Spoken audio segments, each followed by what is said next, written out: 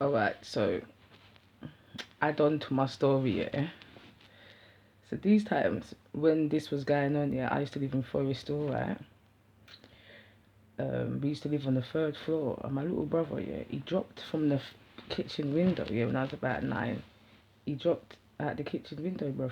35 40 dropped, landed on the washing line, and he survived because he's here today, baller. But listen, so but in Forest Hill, yeah, and I'm here selling the weed and all of this stuff, yeah, and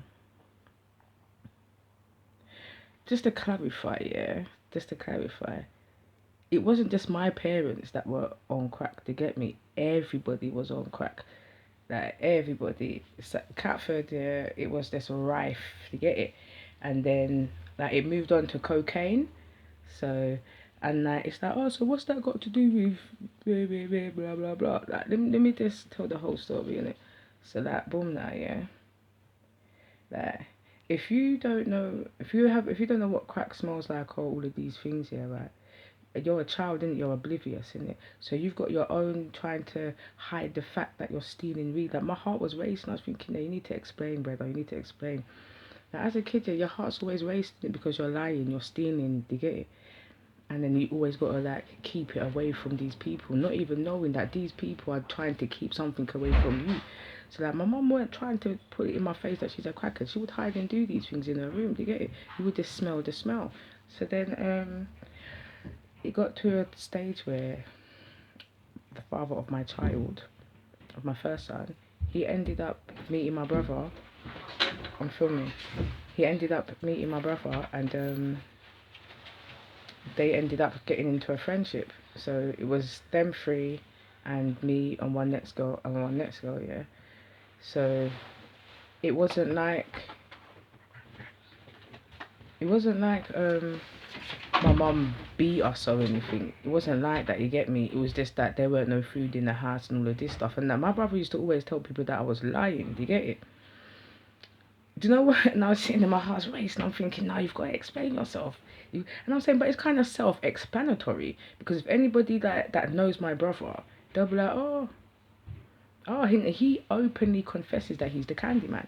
So when I'm like 13, 14, 15, 16, 17, yeah, telling people, no, look, this is the thing, innit? Like, boom, she was on crack, and my baby father came, well, the father of my child came into the yard and was kind of like the man of the house of that type of man. He was the oldest. So him being 20, my brother being 15 at the time, and me being like 12, yeah, he was the oldest, do you get it?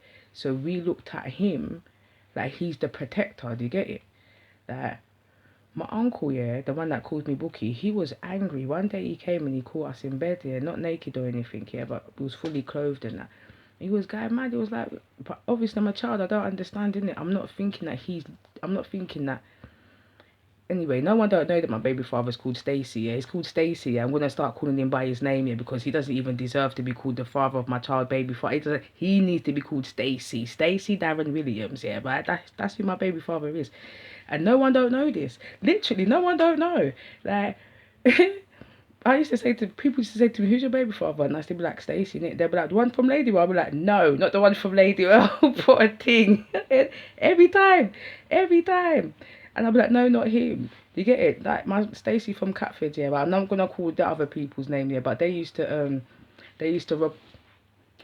I ain't even say nothing, bro, because that now it's nearly G'd people. Like, god damn. But let me pause it. Let me pause it. Hold on, because he wants to chat to me, innit? Him. 1 second, man. I forgot that. I thought, you know, you think you're live. 1 minute. Let me pause it. Let me pause it. I cannot believe I just nearly talked out the whole of his business, you know. Stacey, listen, yeah, it's not even that deep. Calm down. Let's just say it involves taking bricks out of walls. Anyway, yeah. So one day, right, I was beating on my mum's door. I was hungry. I was starving, bro. Man, look, my little brother's there, yeah. Sorry. Sorry. My little brother's there, yeah. And we're hungry, innit? So I'm beating on the door, beating on the door, beating on the door. And he's come out of my brother's room, yeah. Because I've got my own room, innit? More time I chill in my own room with my TV and that. And my stereo and them things there. My little private stash of food, you get me? Because I used to buy my own food. Because I used to sell weed, you get it? boom, he's come out and he's like, nah, stop beating on the door, come here. And then he's telling me like they're in there smoking crack, and listen, if you go inside there, you could get hurt. And that's the first time I ever really knew what them type of drugs were. I mean, anyway, one time I see like this,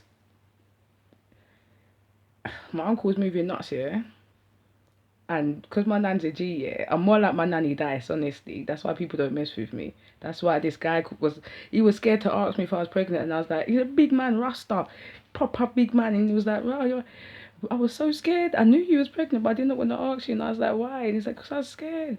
And I'm looking at him thinking, look how tiny I am, you're a big Rasta man, and you're scared to talk to me. But anyway, yeah. So my uncle was carrying on nuts, and my nan dropped down in the kitchen, innit? I knew what she was on. But you have to play along as the child, innit? So, but I didn't know that these times, yeah, they're all doing all of these mad drugs, innit? So that's why that happened, anyway. Stacey explained to me that, yeah, my mum's on drugs, innit? And, bruv, I'm shaking. Yeah, he said she's on drugs and don't bother her, innit? So from then on, like, he was the leader, innit? One day, yeah, some guy took my little brother's ball. And I'm shaking, you know. Some guy took my little brother's ball and he come home crying. And me, Stacey and my little brother went to get the ball back. And we got the ball back. Stacey gripped up the man and that. It was young these times, innit? Do you know, to this day, my taxi driver neighbour doesn't know that was me. He drives a taxi, yeah. He didn't know that it was me, and he doesn't know. But every time I like see him, I'm like, wow. Because I was standing a bit back here, but I've never spoken to him about it. Yeah. So that's the type of life that I had. So I had to be selling weed. Then I met Stacey. Then Stacey was like the leader, and yeah, he took advantage where he shouldn't have took advantage. Clearly, he shouldn't have took advantage there, because then when I met this guy's dad, yeah, right. He's this guy, honestly. When I'm not talking to him, when he's my brethren, he's young money, yeah, right. But when he's this guy, innit? When I met this guy's dad now, Badger, yeah. Jalov, yeah. Everyone's name's getting called, you know, because it's my business and it's Chat Your Business Thursday, okay? Yeah, my business, bruv. I don't care. Yeah, when I met Jalov, everyone was like, what are you doing with that old man, bruv? For years. Are you still the old man? For years. Anyway, paso.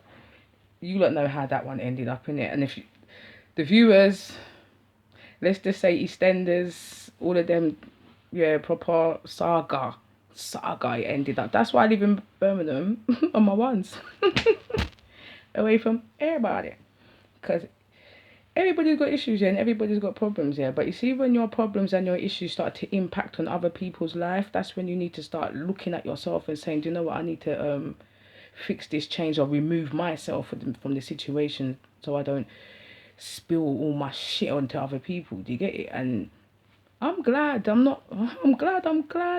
I'm so happy that this is my life. Do you get me? I'm proud. I'm so proud to say that my family ain't shit, bro. They're mad, bro. Blood. I am so proud because they're my family, innit? And even though they ain't shit yet, they're still my family, bro. And they all respect me, bro. Every single one of them love me, even though they're spell work, witchcraft, all of these things, in it. Everything comes into the play now, yeah, right? But love and respect is you can't choose who you love, and you can't choose who you respect. It's that simple. You get it? So my point is here, don't hold things on your chest, innit? Your throat will hurt you, bruv. That proper, my hands are all sweaty and that. I'm like, yeah. That's how it all mixes together, innit? Yeah. No adult supervision means that your child will end up in a position, yeah, where you later on are going to end up kicking yourself in your ass, because you see, when that child is successful and they don't give a fuck about you, and they wouldn't even give you a kubus, Listen, I'd rather give all my money to charity than to give it to any of them, because why? What for? What are they gonna spend it on? You get me? So cathartic. But yeah, I'm literally sitting here thinking, nah, you gotta explain it better than that. Yeah.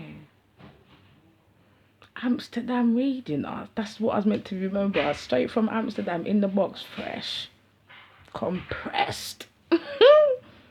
That's my life, though. That was my life. That's like 11-year-old me, bruv. Yeah, 11, 12, 13. And by the time I was 12, I was like, wow, this, you can get money for this. Yeah, I used to sell it in school. I got dashed out of secondary school for that. Miss Carhart, as I said, Miss Carhart didn't search me, bro. I've got, anyway, there's stories on here about that still. Yeah, but and that's how all of the year 11 started liking me, innit? Because I just gave them weed, bro. Then they started saying, no, leave her, bro. Leave her, big lip fell, my tear open my shirt. They was like, no, bro, can't do that.